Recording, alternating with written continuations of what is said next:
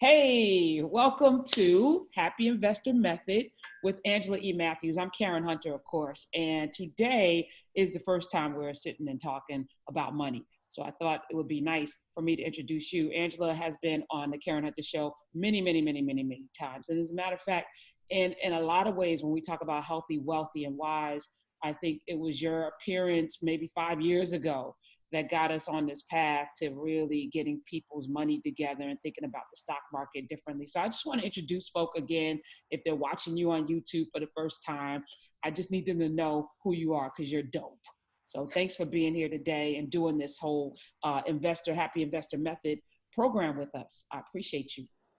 Thank you so much for having me. It's always a pleasure and an honor and so much fun. Well, I don't know if it's fun. So let me just ask. Okay, so you have the Happy Investor Method. How did that get started and why?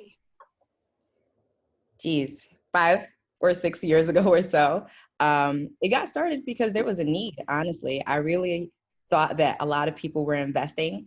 And then I realized that I was a minority within a minority within a minority of folks who did that. So at the same time, I was teaching about tech and marketing. And I love tech and marketing. It's so cool. But one of the things I love about it most is that when you invest in tech and marketing, it really grows faster than any other investment over the last couple of years. I mean, think about Google, Facebook, Apple, all those things. So there was a point when I started feeling really disconnected because of social media and tech, because that's what happens when you binge on it. Naturally, you start like thinking, what am I doing with my life? And so one of the ways that made me feel better about it was like, you know what? At least I own that company and it's making me money. So I'm not that, angry about it anymore. And so I started talking more and more about owning companies versus consuming companies. Because when I thought about the behavior, even though I'm not spending money to be on Facebook or social media or on any of these, devices, I'm still consuming. And then I realized that that still goes into the pattern of consumption and debt and time that I can never get back being on these platforms. And I started thinking, you know what, we need to shift debt to ownership. And how can I own this? And it was stock investing. And then it was just starting to teach people, enough people call you up asking questions. That's a really good idea, or at least a good leeway into, hey, I should start a business.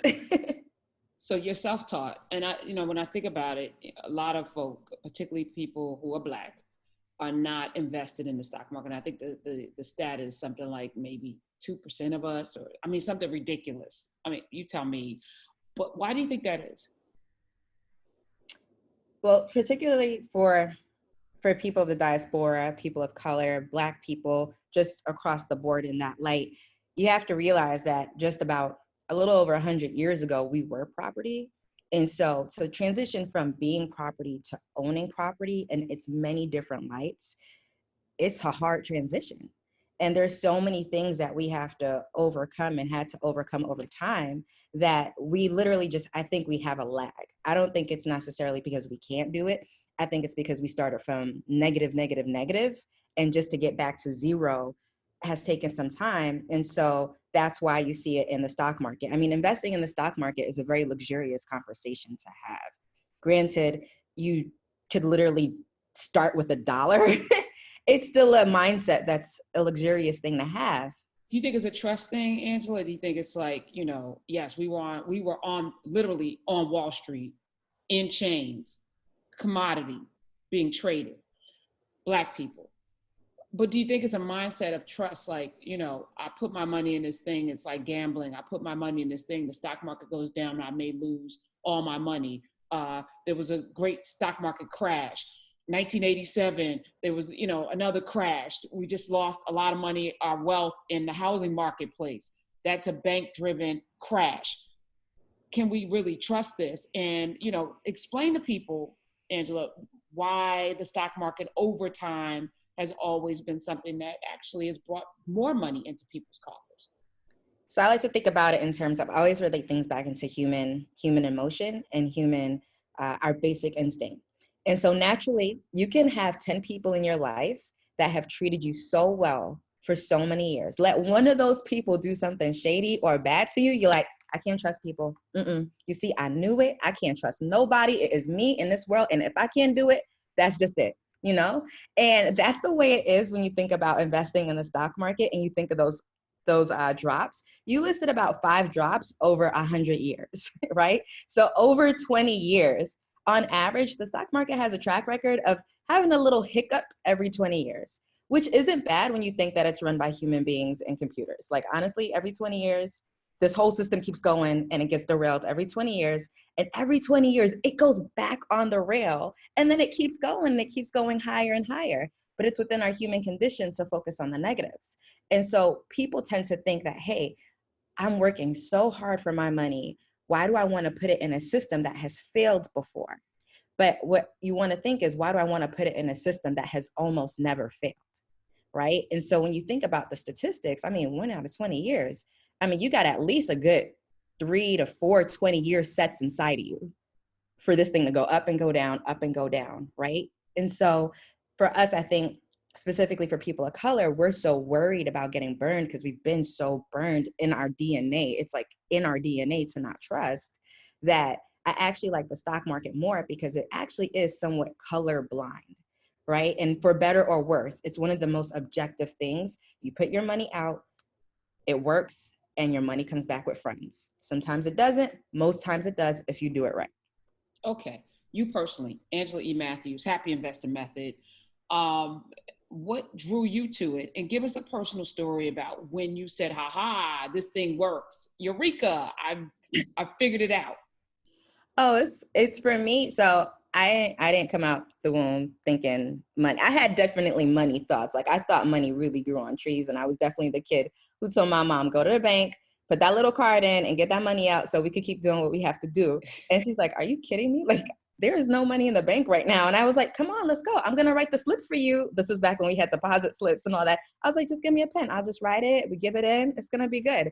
And then she was just like, no. But later on, I had to recondition to myself that no, that's exactly how it works. Like now in my now in my age, I'm like, no, I'm gonna just write something and it's gonna come back out and that's just gonna be that.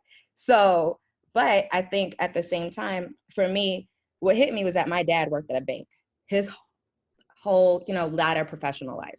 So he immigrated to the States in the 70s, was a very high up political official in our country back home, came to the States, became a mailroom person because they were like, you went to University of what? Never heard of that country. Doesn't matter. Mailroom for you.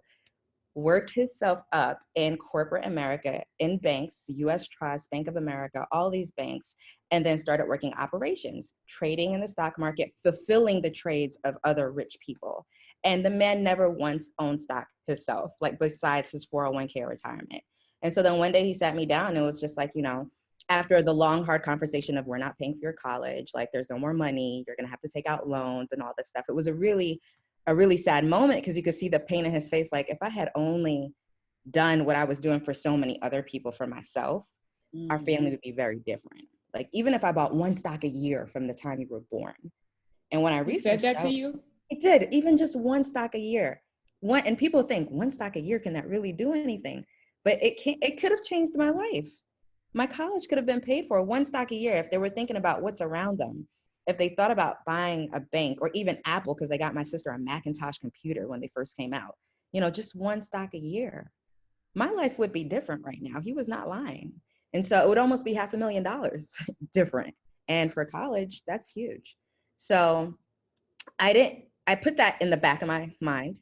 After college, I graduate, ton of, debt, of course, graduating in the recession too. And so I picked up a job that was like $50,000 a year. Nope, it was 45. I tried to negotiate 50 and they said, no, sorry, no. And it was in New York City. So I couldn't even move out. All my friends were getting apartments. I had to stay in my mother's basement because I could not afford to pay college loans and pay rent and do all these fancy things and not do happy hours. So I was like, nope, I'm going to do happy hours and I guess live in a basement. So I did that. And then there was this one defining moment when I was in my job and I wanted to actually go away on a vacation because I love to travel. I love to live my life.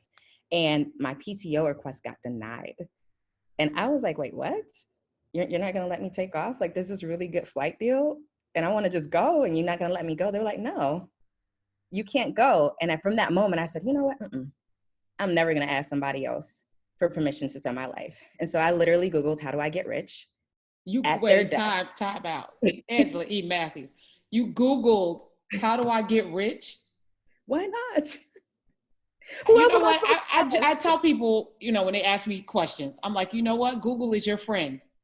But Yeah. I never imagined that you would Google, how do I get rich? And you actually got a response that you acted on. Yes. Okay. Yeah. Tell that story. Please tell that story. It's crazy though. Google is probably the smartest person we all collectively know. Like, I didn't know any rich people. Really, I mean, rich to the way that I wanted to be rich. I didn't come from it. My friends weren't it. Like, the people I knew were rich, I didn't even know how to ask them. It was just the craziest thing. So, Google popped it up. How do I get rich? And it said that for most self-made millionaires, because I am self-made, so self-made millionaires, you're either going to have to invest or you're going to have to start a business. So entrepreneurship and investing. And the lowest form of investing that you can get into without having to take a loan or to do real estate or anything like that is stock market investing. So I did both. Google said that. Google, well, it was like 25 links, but Okay. this is the So gist of you had to go down the rabbit hole. Oh, Jesus. Yes. If you ever try to Google like how to invest or how to get rich, be prepared to spend a whole half a day shifting through a lot of conflicting beliefs and thoughts. But this was the general gist. This was the thread. You invest or you start a business. Most wealthy people do both. And that was just that. And so from then on, I said, you know what? Every time I get paid, the fourth Tuesday of the month, I always make sure it was the fourth one. So like after everything else was paid, the fourth Tuesday of every single month, I bought stock. And it was seriously, I think my first stock purchase was Google. And I couldn't even afford a whole share at the time. I think it was like $300. And I was like, I guess I'm just going to put $100 into Google. But I did it. And every single month I kept buying more and more. Those vacations that I kept taking, there were times when I said, you know what? The stock market just kind of had a little blip like it does every so often. I've canceled vacations and said, sorry guys, I can't go. And I went and actually invested in companies because I realized, you know what? At the end of the vacation, it's going to be good memories and pictures. And it's going to hurt when they come back and tell me how amazing it is. But I'm definitely going to feel nicer seeing this money keep growing in my account. And so that's the decision. And that's how it started. How long did it take before you said that Le Google was actually correct and you could start really seeing and were you growth investing? Did you even understand dividends? Did you understand any of that? Or you were just... I didn't understand none of it. I just jumped in and I said, I will invest what I can afford to lose. And so I invested. That's why it was the end of the month. That's why it was after I paid the minimum on my credit card debt, which I know some folks are like, you should never pay the minimum. But I was just like, you know what? I can ask you for that money back, but I'm going to see if it could work better over here. And then I'm going to give you your money back when I start making more money over here. So don't come to me for debt advice. Like, I'm just not. You're not that I will person. give you something that a lot of the gurus would probably laugh at. But, it really worked for me. And I think it's when I chose to live in abundance, it was just like, you know what? This is the cost of that experience. And I'm just going to focus on making money. Let's talk a little bit about both choosing to live in abundance, because I think that's important. And let me just say for the people tuning in, this is an impromptu conversation. This is what I do. I want to pick people's brains because I think that lessons and everything. And I also think that everyone's journey is personal. Just like we have our own fingerprints, there's not a one size fit all, solution for how to get out of debt, how to become wealthy. You found your path going to Le Google and it worked for you. Somebody else may go to Le Google and not get anything and not know how to, go through that. And my dad owned a business. That was his pathway. I own several businesses, but I don't do it like that, standing on my feet 18 hours a day, working a store. You'll find your path. But when you choose to live in abundance, Angela E. Matthews, what does that mean? When did you even arrive at that thought? Because that's a mantra. That is a mantra. And honestly, you're probably... Okay, mantra. Fine. What did you say it was? I said mantra. Mantra, potato. Himalaya, Himalaya. All right, mantra is proper. Okay, that is a mantra. So I say this mantra probably came about six years ago. It's fairly recent. So I say I have like Angela 1.0, 2.0, 3.0. I think I'm actually at Angela 3.75. I'm on the clips. I feel it of a 4.0. I swear I do. It's like like I feel it in my fibers. It's the hardest and weirdest thing to explain, but I feel as if I'm being prepared for something and I'm also willing and I've accepted. So it's just like, all right, 4.0. Come on, 4.0. Let's see it, you know, caterpillar going to butterfly again. Okay. So anyway, this was Angela, I think almost 3.0. This definitely came with Angela 3.0, this mantra of choosing abundance. And once you choose abundance, it's almost, I feel as if throughout our lives, we hear about faith and praying. And sometimes when folks said have faith, I never really got it. I was like, have faith in what? Have faith in me? Have faith in extra source? Like, just have faith. This is your answer. This is like your bumper sticker. This is like the thing on the wall. Have faith. Like, what we doing? Like, what's the plan? And so I've always been a what's the plan kind of person. But when you think about abundance, there's two principles, right? And you can ascribe to one. The two can coexist. One is scarcity and one is abundance. You cannot have a complete alignment with abundance and have scarcity be a part of that, right? And so scarcity being that you think there will never be enough. And when you truly get this to your core, it's almost as if it's an onion peel. You will work on it, and then you will think you've solved it. And then something will happen, a memory will occur, or a conflict or something will happen. And then you realize, nope, you still got to learn about scarcity, right? And so when you think about there's always more than enough, we naturally think about ourselves. Are we scarce? Am I enough, right? Are the people around me enough? Is the system that I live in enough? Is the world enough? Are the things that I own, is that enough, right? Now, I'm not saying that enough necessarily means that it's your highest, right? That doesn't necessarily mean that when something is enough, that it is everything and everything, right? It just means that it is sufficient, right? And sufficient just means it's sufficient, right? Either it is or it's not.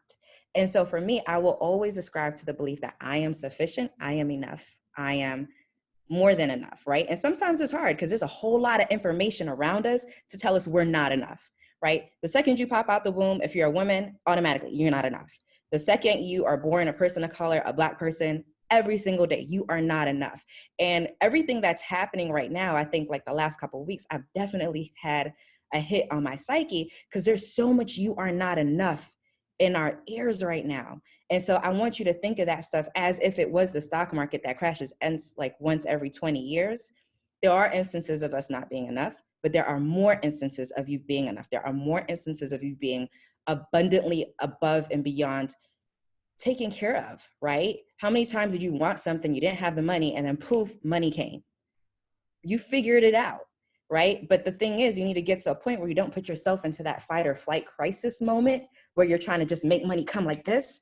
You need to open yourself to know that I can always have money flowing to me. Money is always trying to get to you. It's you who's actually blocking it, right? And so when we offer up things like investing, when we offer things up like saving or all these things, your mind is going to naturally say, I can't get this. You never heard it. You weren't made for this. However, you have to naturally go within yourself and say, I'm abundant. I'm abundant as hell. Like I was born abundant. My heritage is abundance. Like tracing back for generations and millennia. Like there's just so much proof of it. We are infamous, not even infamous, just famous for taking nothing and making something, right? And if you can tap into that part of your DNA, it doesn't matter what numbers are in your bank account. It doesn't matter if it's a negative, a positive. It really doesn't matter anything. All you have to do is, step outside and say, I'm ready to get this money. Show me how to get it. And the answers will come. And that's why we're here. So every week, Angela E. Matthews is going to be, and this is just, my introduction, because I love you so much that I want to introduce you to my folk, and then they're going to follow you. You got a page that's created, and I want to also thank you for joining the Hub. The Hub News, you guys Google search that, not Google search, I guess you can go into the search on YouTube, the Hub News. Angela will be there every Monday giving you a lesson. The blessing that you gave at our Healthy, Wealthy, Wise conference in 2020 in January, and even though you couldn't physically be there, was almost a precursor for where we are right now. It was one of the most popular. The place was packed, first of all. You did a presentation. You didn't know who was going to be there, but people are still talking about it. So I was like, let's take this on the road. But now we could do it and look at the world. Now everyone's in their house and they can all consume this. And it's, to me, I think a lot of lives are going to be changed. But more importantly, this abundance thing that you talked about is super important that we get this. I don't think we can get much further without everyone kind of leaning into this collective understanding that we're not just enough, but we need each other to get to the next place. So tell me a little bit about the investor method, the happy investor method, and what that looks like as people start to join. What are they going to get from this? Absolutely. So the happy investor method, it's a cause. It's almost like a battle cry for people to start looking at money and having a better relationship with it through abundance. So a lot of my teachings, you'll notice, yes, they lean on numbers, and I'll show you how to do it. But my guarantee is that I won't you're not going to pull your hair out, which is why it's called happiness first. And so it's just that simple, really and truly. And what I do is I take folks who are super high achievers. So the folks who are like the ones in their family that people typically look up to, the ones who have done everything right. Like, honestly, you listen to your parents or not, but you just figured it out and you're making pretty good money. You freaking played the game, the rat race, and you're ready to just say, hey, I'm ready to peace out. Like, I'm done. I'm peacing out. If I can't do it now, I'm definitely going to do it in a few years. And when you get that hunch in your shoulder that I'm ready to peace out, then it's like, all right, well, let's go. Let's go have some fun. Let me show you this world of money. And I'm going to show it to you in a very empowering way. I'm going to show it to you in a way where your whole life is going to shift as a result of learning this. And I don't say it lightly. I say it because I teach through life principles and I teach through logic. So, and there's a lot of receipts out there. When did you peace out? All right, so they told you couldn't go on vacation, and you're like, I don't like this feeling. Okay, I'm gonna Google how to get rich, how to be wealthy. Figured it out, started investing. When did you come back and was like, you know what? You're never gonna tell me I can't go anywhere because I don't work for you anymore. I quit. I work for myself. How long did that take? I pieced out like it's probably about. I had only a year in that job.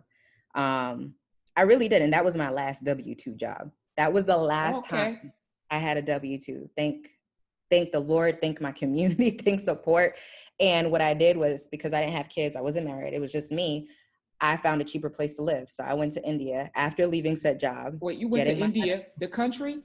Yes, the country. Okay. I was very wealthy. My thousands got multiplied into like in 1 year. In 1 year. Yeah. That's why I said it was a 3.0. Like, I just reevaluated the last 10 years of my life, and I realized that was a huge shift for me. That was about 10 years ago, 11 years ago, but that time frame was like a huge shift for me. I was not the same person. The things I did then are still showing ripples now.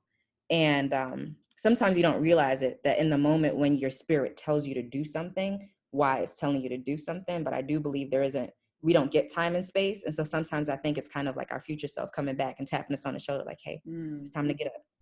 And sometimes you're like, nah, I don't want to believe that feeling. But sometimes it'll just not let you go. And you'll just realize that the peace and discomfort that you will experience as a result of your action is nothing compared to the hell you will be in by not taking action. And so that was one for me. That was giving my notice. And I was so like witty about it. I told them like, you don't want me here. I don't want you here. Let's work this out. Like it was on like those terms. Like, so I can stay here and I will stay here and I will do your work. But do you want someone who's happy and joyful, or do you want someone who's like literally just here? And you got me on your website as like this only person of color. Like, we're going to have to take all that down. Like when I leave here, like seriously, because they would tote me around like as the token, like, yes, we're progressive, we're happy, we're an agency. And I was like, nah. Pull that out. And yes. So you moved to India. I did. Okay, I should put, and as y'all gonna know me, like we're gonna have a whole relationship throughout our time together. There was one defining moment that made me peace out. I fell off a cliff. So I went to Mexico. Like physically fell off a cliff? I physically fell off of like an 8-foot, 100-foot cliff. Like in Mexico, newspaper front story, foreigner tries to throw herself off a cliff in Spanish. That's the headline. No way. So that was 11 years ago. Why am I just now finding this out? Because there's too much. So I fell off the cliff and I was like on this freaking rocks in Mexico, like bleeding, like on ATVs in the river, and I'm on the rocks, like looking at this ATV, and I'm alone, like no one, and the sun is so hot. And eventually someone swam across and came to me. Other people came down, like a whole rescue team. They had to hike because rocks were falling. It was crazy. And then I finally made it back to the States, broken ribs and stitches everywhere. And my mom was like a hot mess because she's like, I can't with you. That's also when I got life insurance. That was also when I got life insurance. I was like, you know what? I may be reckless, but the people I love should not suffer.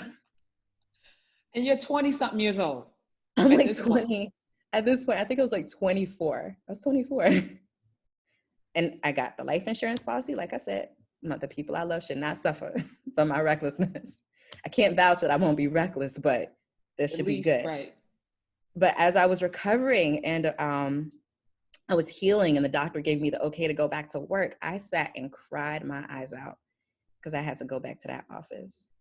And I cried and cried. And I was just like, maybe I shouldn't have, maybe it wouldn't have been bad to not make it back. That was literally the thought I had. I was like, maybe at least it would have been all over. And that was when I realized how miserable I was. I was so miserable, so miserable. So that was the real wake up call for me. It was, anything's better than this.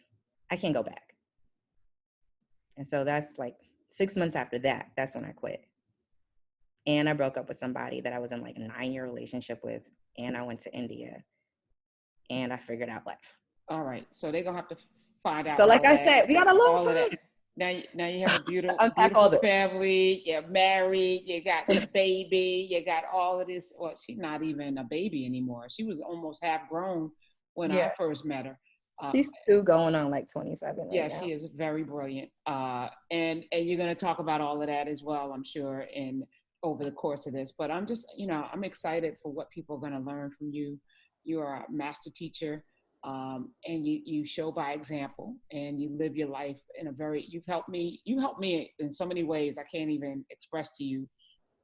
Just the clarity, just the questions, the charts, it's like how you write and script things out. And I'm like, and it just becomes crystal clear. So I'm excited about what people are going to learn from you, Angela E. Matthews, Happy Investor Method. And I just want to thank you for, when I reached out, calling me back. Of course, I will. Hey, that's all we got to do. We get called. Okay. You just got to answer. So next week, the lessons start. Let me thank you again. And folks, subscribe to my channel, but also subscribe to the Hub News. You can just search it in the YouTube thing. And then you can go see Angela. She has her own space there. Angela E. Matthews, Happy Investor Method. Until next week. Thank you for being here.